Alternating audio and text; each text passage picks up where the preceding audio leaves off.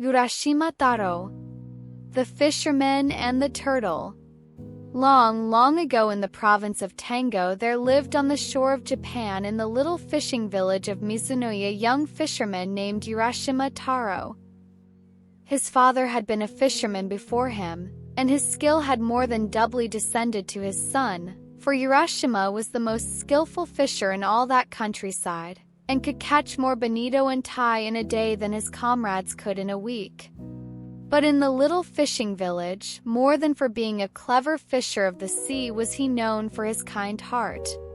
In his whole life he had never heard anything either great or small, and when a boy, his companions had always laughed at him, for he would never join with them in teasing animals but always tried to keep them from this cruel sport. One soft summer twilight he was going home at the end of a day's fishing when he came upon a group of children.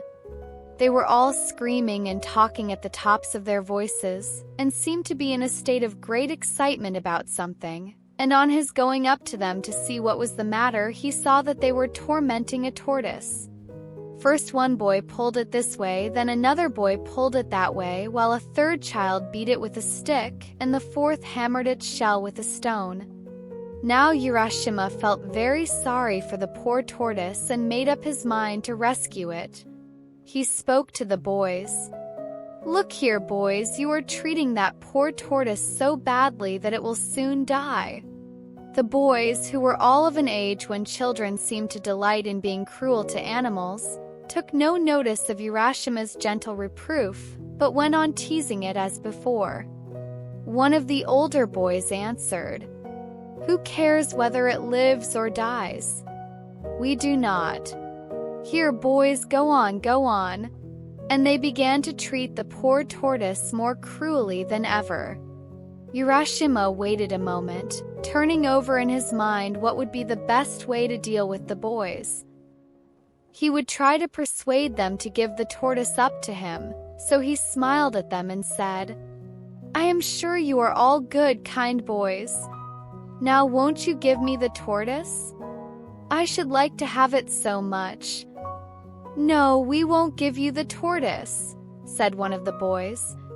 "Why should we? We caught it ourselves." "What you say is true," said Urashima, "but I do not ask you to give it to me for nothing. I will give you some money for it. In other words, the Ajisan uncle will buy it of you. Won't that do for you, my boys?"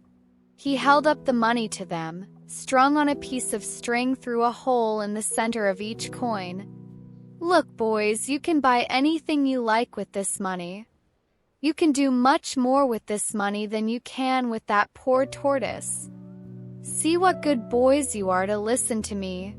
The boys were not bad boys at all, they were only mischievous, and as Urashima spoke they were won by his kind smile and gentle words and began to be of his spirit, as they say in Japan. Gradually they all came up to him, the ringleader of the little band holding out the tortoise to him. "Very well, Ajisan, we will give you the tortoise if you will give us the money." And Urashima took the tortoise and gave the money to the boys, who, calling to each other, scampered away and were soon out of sight. Then Urashima stroked the tortoise's back, saying as he did so, "Oh, you poor thing! Poor thing, there. You are safe now. They say that a stork lives for 1,000 years, but the tortoise for 10,000 years. You have the longest life of any creature in this world, and you were in great danger of having that precious life cut short by those cruel boys. Luckily I was passing by and saved you, and so life is still yours. Now I am going to take you back to your home, the sea, at once. Do not let yourself be caught again, for there might be no one to save you next time." All the time that the kind fisherman was speaking, he was walking quickly to the shore and out upon the rocks. Then putting the tortoise into the water, he watched the animal disappear, and turned homewards himself, for he was tired and the sun had set. The next morning Urashima went out as usual in his boat. The weather was fine, and the sea and sky were both blue and soft in the tender haze of the summer morning. Urashima got into his boat and dreamily pushed out to sea, throwing his line as he did so. He soon passed the other fishing boats and left them behind him till they were lost to sight in the distance, and his boat drifted further and further out upon the blue waters. Somehow, he knew not why, he felt unusually happy that morning, and he could not help wishing that, like the tortoise he set free the day before, he had thousands of years to live instead of his own short span of human life. He was suddenly startled from his reverie by hearing his own name called. Urashima, Urashima. Clear as a bell and soft as the summer wind, the name floated over the sea. He stood up and looked in every direction, thinking that one of the other boats had overtaken him, but gaze as he might over the wide expanse of water, near or far there was no sign of a boat, so the voice could not have come from any human being. Startled, and wondering who or what it was that had called him so clearly, he looked in all directions round about him and saw that without his knowing it a tortoise had come to the side of the boat. Urashima saw with surprise that it was the very tortoise he had rescued the day before. "Well, Mr. Tortoise," said Urashima, "was it you who called my name just now?" Tortoise nodded its head several times and said, "Yes, it was I yesterday in your honorable shadow, O Kage-sama-de. My life was saved, and I have come to offer you my thanks and to tell you how grateful I am for your kindness to me." "Indeed," said Urashima, "that is very polite of you. Come up into the boat. I would offer you a smoke, but as you are a tortoise doubtless you do not smoke." And the fisherman laughed at the joke. "He," laughed the tortoise, "sake, rice wine, is my favorite refreshment, but I do not care for tobacco." "Indeed," said Urashima, "I regret very much that I have no sake in my boat to offer you, but come up and dry your back in the sun. Tortoises always love to do that." So the tortoise climbed into the boat, the fisherman helping him, and after an exchange of complimentary speeches the tortoise said, "Have you ever seen Rinjin, the palace of the Dragon King of the Sea, Urashima?" The fisherman shook his head and replied, "No, year after year the sea has been my home, but though I have often heard of the Dragon King's realm under the sea, I have never yet set eyes on that wonderful place. It must be very far away if it exists at all." "Is that really so?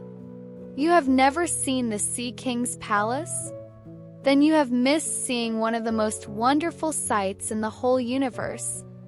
It is far away at the bottom of the sea, but if I take you there we shall soon reach the place. If you would like to see the Sea King's land, I will be your guide. I should like to go there certainly, and you are very kind to think of taking me. But you must remember that I am only a poor mortal and have not the power of swimming like a sea creature such as you are." Before the fisherman could say more, the tortoise stopped him, saying, "What? You need not swim yourself. If you will ride on my back, I will take you without any trouble on your part." "But," said Urashima, "how is it possible for me to ride on your small back? It may seem absurd to you, but I assure you that you can do so. Try it once. Just come and get on my back and see if it is as impossible as you think." As the tortoise finished speaking, Urashima looked at its shell, and strange to say, he saw that the creature had suddenly grown so big that a man could easily sit on its back. "This is strange indeed," said Urashima. "Mr. Tortoise, with your kind permission I will get on your back." "Dokoisho!" he exclaimed as he jumped on. Tortoise, with an unmoved face, as if this strange proceeding were quite an ordinary event, said, "Now we will set out at our leisure," and with these words he leapt into the sea with Urashima on his back. Down through the water the tortoise dived. For a long time these two strange companions rowed through the sea. Urashima never grew tired, nor his clothes moist with the water. At last, far away in the distance, a magnificent gate appeared, and behind the gate, the long, sloping roofs of a palace on the horizon. "Yeah," exclaimed Urashima. "That looks like the gate of some large palace just appearing." "Mr. Tortoise, can you tell what that place is we can now see?" "That is the great gate of the Rinjin Palace. The large roof that you see behind the gate is the Sea King's palace itself." "Then we have at last come to the realm of the Sea King and to his palace," said Urashima. "Yes, indeed," answered the tortoise. "And don't you think we have come very quickly?" And while he was speaking, the tortoise reached the side of the gate. "And here we are, and you must please walk from here." The tortoise now went in front, and speaking to the gatekeeper said, "This is Urashima Taro from the country of Japan. I have had the honor of bringing him as a visitor to this kingdom. Please show him the way." Then the gatekeeper, who was a fish, at once led the way through the gate before them. The red bream, the flounder, the sole, the cuttlefish, and all the chief vassals of the Dragon King of the Sea now came out with courtly bows to welcome the stranger. "Urashima-sama, Urashima-sama! Welcome to the Sea Palace, the home of the Dragon King of the Sea. Thrice welcome are you, having come from such a distant country. And you, Mr. Tortoise, we are greatly indebted to you for all your trouble in bringing Urashima here." Then, turning again to Urashima, they said, "Please follow us this way." And from here the whole band of fishes became his guides. Urashima, being only a poor fisher lad, did not know how to behave in a palace, but, strange though it was all to him, he did not feel ashamed or embarrassed, but followed his kind guides quite calmly where they led to the inner palace. When he reached the portals, a beautiful princess with her attendant maidens came out to welcome him. She was more beautiful than any human being, and was robed in flowing garments of red and soft green like the underside of a wave, and golden threads glimmered through the folds of her gown. Her lovely black hair streamed over her shoulders in the fashion of a king's daughter many hundreds of years ago, and when she spoke her voice sounded like music over the water. Urashima was lost in wonder while he looked upon her, and he could not speak. Then he remembered that he ought to bow, but before he could make a low obeisance, the princess took him by the hand and led him to a beautiful hall, and to the seat of honor at the upper end, and bade him be seated. "Urashima Taro, it gives me the highest pleasure to welcome you to my father's kingdom," said the princess. "Yesterday you set free a tortoise, and I have sent for you to thank you for saving my life, for I was that tortoise. Now if you like, you shall live here forever in the land of eternal youth, where summer never dies and where sorrow never comes, and I will be your bride if you will, and we will live together happily forever afterwards." And as Urashima listened to her sweet words and gazed upon her lovely face, his heart was filled with a great wonder and joy, and he answered her, wondering if it was not all a dream. "Thank you 1,000 times for your kind speech. There is nothing I could wish for more than to be permitted to stay here with you in this beautiful land, of which I have often heard but have never seen to this day. Beyond all words, this is the most wonderful place I have ever seen." While he was speaking, a train of fishes appeared, all dressed in ceremonial trailing garments. One by one, silently and with stately steps, they entered the hall, bearing on coral trays delicacies of fish and seaweed, such as no one can dream of, and this wondrous feast was set before the bride and bridegroom. The bridal was celebrated with dazzling splendor, and in the Sea King's realm there was great rejoicing.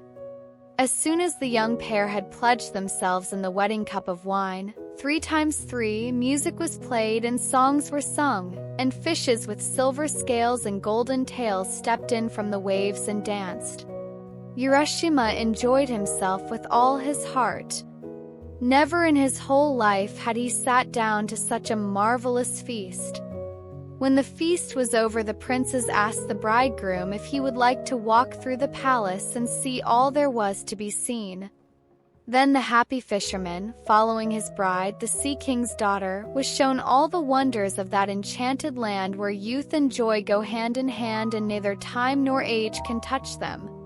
Palace was built of coral and adorned with pearls, and the beauties and wonders of the place were so great that the tongue fails to describe them. But, to Urashima, more wonderful than the palace was the garden that surrounded it. Here was to be seen at one time the scenery of the 4 different seasons. The beauties of summer and winter, spring and autumn, were displayed to the wondering visitor at once. First, when he looked to the east, the plum and cherry trees were seen in full bloom, the nightingales sang in the pink avenues, and butterflies flitted from flower to flower. Looking to the south, all the trees were green in the fullness of summer, and the day cicala and the night cricket chirruped loudly. Looking to the west, the autumn maples were ablaze like a sunset sky, and the chrysanthemums were in perfection. Looking to the north, the change made Urashima start, for the ground was silver white with snow, and trees and bamboos were also covered with snow, and the pond was thick with ice. And each day there were new joys and new wonders for Urashima, and so great was his happiness that he forgot everything, even the home he had left behind and his parents and his own country, and 3 days passed without his even thinking of all he had left behind. Then his mind came back to him and he remembered who he was, and that he did not belong to this wonderful land or the Sea King's palace, and he said to himself, "Oh dear, I must not stay on here, for I have an old father and mother at home. What can have happened to them all this time? How anxious they must have been these days when I did not return as usual. I must go back at once without letting one more day pass." And he began to prepare for the journey in great haste. Then he went to his beautiful wife, the princess, and bowing low before her, he said, "Indeed, I have been very happy with you for a long time, Otohime-sama," for that was her name, "and you have been kinder to me than any words can tell. But now I must say goodbye. I must go back to my old parents." Then Otohime-sama began to weep, and said softly and sadly, "Is it not well with you here, Urashima, that you wish to leave me so soon? Where is the haste? Stay with me yet another day only." But Urashima had remembered his old parents, and in Japan the duty to parents is stronger than everything else, stronger even than pleasure or love, and he would not be persuaded but answered, "Indeed, I must go. Do not think that I wish to leave you. It is not that. I must go and see my old parents. Let me go for one day and I will come back to you." "Then," said the princess sorrowfully, "there is nothing to be done. I will send you back today to your father and mother, and instead of trying to keep you with me one more day, I shall give you this as a token of our love. Please take it back with you." And she brought him a beautiful lacquer box tied about with a silken cord and tassels of red silk. Urashima had received so much from the princess already that he felt some compunction in taking the gift, and said, "It does not seem right for me to take yet another gift from you after all the many favors I have received at your hands, but because it is your wish I will do so." And then he added, "Tell me, what is this box?" "That," answered the princess, "is the Tamet Bako, box of the jewel hand, and it contains something very precious. You must not open this box, whatever happens. If you open it, something dreadful will happen to you. Now promise me that you will never open this box." And Urashima promised that he would never open the box whatever happened. Then, bidding goodbye to Otohime-sama, he went down to the seashore, the princess and her attendants following him, and there he found a large tortoise waiting for him. He quickly mounted the creature's back and was carried away over the shining sea into the east. He looked back to wave his hand to Otohime-sama till at last he could see her no more, and the land of the Sea King and the roofs of the wonderful palace were lost in the far, far distance. Then, with his face turned eagerly towards his own land, he looked for the rising of the blue hills on the horizon before him. At last the tortoise carried him into the bay he knew so well, and to the shore from whence he had set out. He stepped onto the shore and looked about him while the tortoise rowed away back to the Sea King's realm. But what is the strange fear that seizes Urashima as he stands and looks about him? Why does he gaze so fixedly at the people that pass him by, and why do they in turn stand and look at him? The shore is the same and the hills are the same, but the people that he sees walking past him have very different faces to those he had known so well before. Wondering what it can mean, he walks quickly towards his old home. Even that looks different, but a house stands on the spot and he calls out, "Father, I have just returned," and he was about to enter when he saw a strange man coming out. "Perhaps my parents have moved while I have been away and have gone somewhere else," was the fisherman's thought. Somehow he began to feel strangely anxious. He could not tell why. "Excuse me," said he to the man who was staring at him, "but till within the last few days I have lived in this house. My name is Urashima Taro. Where have my parents gone whom I left here?" A very bewildered expression came over the face of the man, and still gazing intently on Urashima's face, he said, "What? Are you Urashima Taro?" "Yes," said the fisherman, "I am Urashima Taro." "Ha ha," laughed the man, "you must not make such jokes. It is true that once upon a time a man called Urashima Taro did live in this village, but that is a story 300 years old. He could not possibly be alive now." When Urashima heard these strange words, he was frightened and said, "Please, please, you must not joke with me. I am greatly perplexed. I am really Urashima Taro, and I certainly have not lived 300 years. Till 4 or 5 days ago I lived on this spot. Tell me what I want to know without more joking, please." But the man's face grew more and more grave, and he answered, "You may or may not be Urashima Taro, I don't know. But the Urashima Taro of whom I have heard is a man who lived 300 years ago. Perhaps you are his spirit come to revisit your old home?" "Why do you mock me?" said Urashima. "I am no spirit. I am a living man. Do you not see my feet?" And Don, he stamped on the ground, first with one foot and then with the other to show the man. "Japanese ghosts have no feet."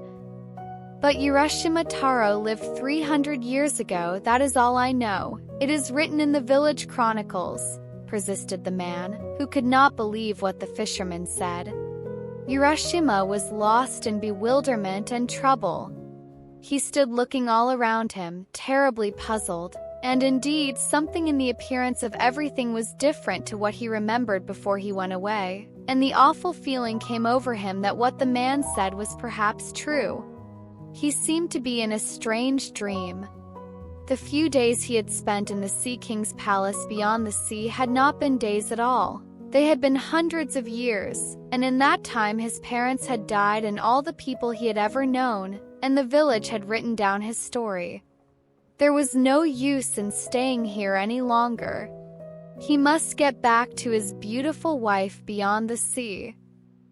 He made his way back to the beach, carrying in his hand the box which the princess had given him. But which was the way? He could not find it alone. Suddenly he remembered the box, the Tamate Bako. The princess told me when she gave me the box never to open it, that it contained a very precious thing. But now that I have no home, now that I have lost everything that was dear to me here, and my heart grows thin with sadness, at such a time if I open the box, surely I shall find something that will help me, something that will show me the way back to my beautiful princess over the sea. There is nothing else for me to do now. Yes, I will open the box and look in." and so his heart consented to this act of disobedience, and he tried to persuade himself that he was doing the right thing in breaking his promise. Slowly, very slowly, he untied the red silk cord. Slowly and wonderingly he lifted the lid of the precious box. And what did he find? Strange to say, only a beautiful little purple cloud rose out of the box in 3 soft wisps. For an instant it covered his face and wavered over him as if loath to go, and then it floated away like vapor over the sea. Urashima, who had been till that moment like a strong and handsome youth of 24, suddenly became very, very old. His back doubled up with age, his hair turned snowy white, his face wrinkled, and he fell down dead on the beach. Poor Urashima! Because of his disobedience, he could never return to the Sea King's realm or the lovely princess beyond the sea. Little children, never be disobedient to those who are wiser than you, for disobedience was the beginning of all the miseries and sorrows of life.